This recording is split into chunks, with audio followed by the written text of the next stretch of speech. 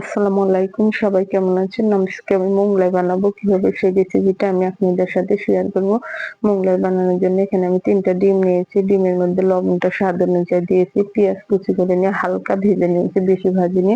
পেঁয়াজটা হালকা ভেজে নিলে মোগলাইটা খেতে কিন্তু অনেক মজা হয়। এখানে আমি ম্যাজিক মসলার ২ টা প্যাকেট দিলাম। দিয়ে ভালোভাবে মিক্স করে নিয়ে ওটা আমি রেখে দিলাম। এখানে আমি ময়দা নিয়েছি, আপনারা আটা দিয়েও বানাতে পারেন, কিন্তু মোগলাইটা আসলে ময়দা দিয়ে বানালে খেতে ভালো হয়। আমি এখানে ৪ টা পিস করে নিয়েছি। এটা আমি এখন একটা বেলে নেব। এখানে আমি অল্প একটু ময়দা নিয়ে নিলাম। আপনারা তেল দিয়েও বেলতে পারেন, তেল দিয়ে বেললে বেশি ভালো হয়। এটা আমি এভাবে পাতলা পাতলা করে একদম বেলে নেব। দেখুন যতটা পারেন পাতলা করবেন। আমি অনেকটা পাতলা করে নিয়েছি।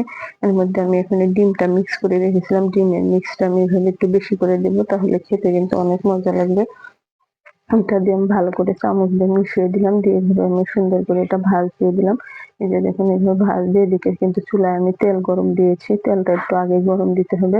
তেলটা একটু হাইতে গরম করব না, কিন্তু এই যে ডুবানো তেলে ভাজার চেষ্টা করবেন। এটা আমার তেলটা গরম হয়েছিল না, কম গরম হয়েছিল। আরেকটু গরম করার দরকার ছিল। আপনারা আরেকটু গরম করে নেবেন। নিয়ে আমি এক পাশটা যখন বাদামি কালার হয়ে যাবে তখন আমি উল্টিয়ে দেব। এই যে দেখুন এভাবে উল্টিয়ে পাল্টিয়ে সুন্দর করে আমি ভেজে নেব। সুন্দর একটা কালার আসলে এটা আমার ভিতরটাও সুন্দর করে ভাজা হয়ে যাবে। খুবই হালকা আঁচে ভাজবেন, তাহলে মোগলাইয়ের ভিতরটা ভাজা হবে, খেতে কিন্তু অনেকটা মজা হবে। ওদিকে আমি আরেকটা বেলে নিয়েছিলাম, ওটা আমি দিয়ে দিলাম।